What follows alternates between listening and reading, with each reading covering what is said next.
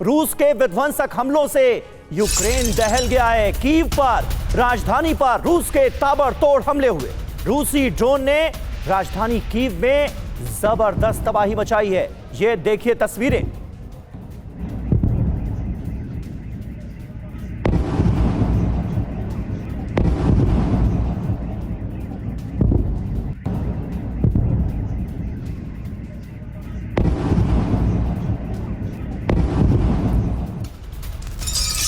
तो कीव पर रूस का बड़ा हमला, ड्रोन और मिसाइल से कीव पर अटैक, स्कूल और एनर्जी इंफ्रास्ट्रक्चर को नुकसान। रूस ने रिहायशी इमारतों को भी निशाना बनाया।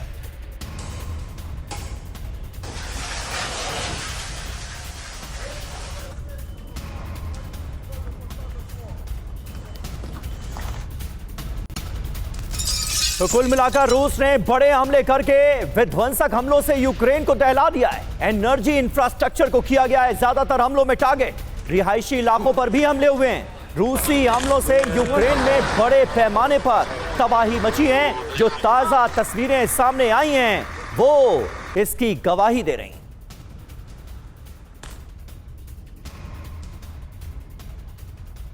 और किया है हमला, एमएलआरएस से दागे विध्वंसक रॉकेट और रूसी हमले में यूक्रेन का सैन्य बेस तबाह।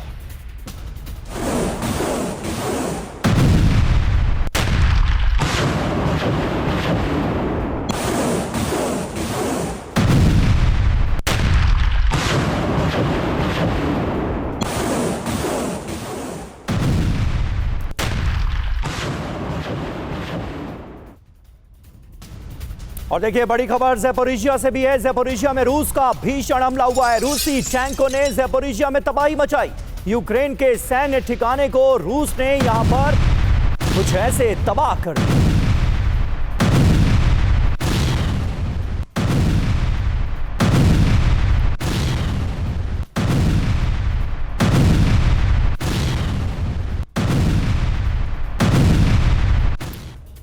तो रूसी हमलों से दहला यूक्रेन। 71 मिसाइल, 450 ड्रोन से किया हमला। करीब 1 घंटे तक रूस ने ये हमले जारी रखे। यूक्रेन के सैन्य ठिकानों को टारगेट किया है रूस ने। जी और एनर्जी इंफ्रास्ट्रक्चर को लगातार निशाना बनाया गया है। कहां कहां हमले हुए हैं उसकी पूरी डिटेल ये रही आपके सामने। राजधानी कीव पर हमले हुए, कुपियांस्क में कई अहम ठिकानों को बनाया गया निशाना। ज़ैपोरिजिया, खार्किव भी दहला दिए गए हैं। लगातार बड़े बड़े हमले हो रहे हैं इन तमाम इलाकों में।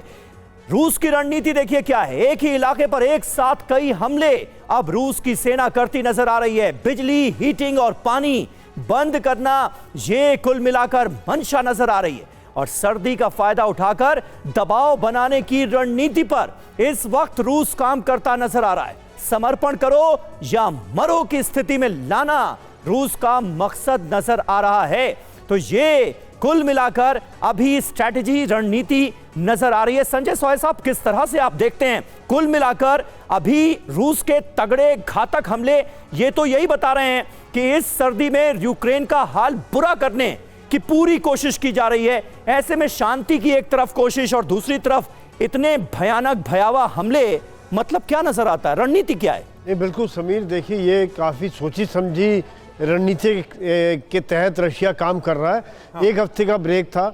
इस समय में वहाँ पर कीव में रात को टेम्परेचर -17 जा रहा है और जो कि काफ़ी ज़्यादा ठंडा है। ऐसे में जो अटैक रशिया ने टारगेट किया एनर्जी इंफ्रास्ट्रक्चर को, उनके थर्मल पावर प्लांट्स को, जिससे कम से कम सैकड़ों बिल्डिंग्स में पावर सप्लाई बंद हो गई है और वहाँ पर भयंकर ठंड है। ये एक साइकोलॉजिकल प्रेशर बनाने की रशिया की कोशिश है कि देखिए अगर आप इस तरह से लड़ाई लड़ते रहे, आप घुटनों पे नहीं आए, जैसे आपने कहा कि या तो बात करो या मरो, यह बात है। तो इस तरह से साइकोलॉजिकल प्रेशर है कि आपको नहीं तो इससे ज़्यादा मुश्किल हो सकती है। और देखा जाए तो एनर्जी इंफ्रास्ट्रक्चर में रशिया पहले भी हमले करता रहा है, लेकिन ये टाइमिंग इस समय में ऐसे है कि सर्दी का, भीषण सर्दी के समय में जो हमले किए हैं ये डेफिनेटली दिखाता है कि रशिया अभी भी युद्ध रोकने के मूड में नहीं है। दूसरी बात, अभी 20 दिन रह गए, मेरे हिसाब से इस समय में शायद हमले और तेज हो जाएंगे, जमीनी हमले भी तेज और हवाई हमले भी तेज, ताकि रशिया चाहेगा कि इससे पहले,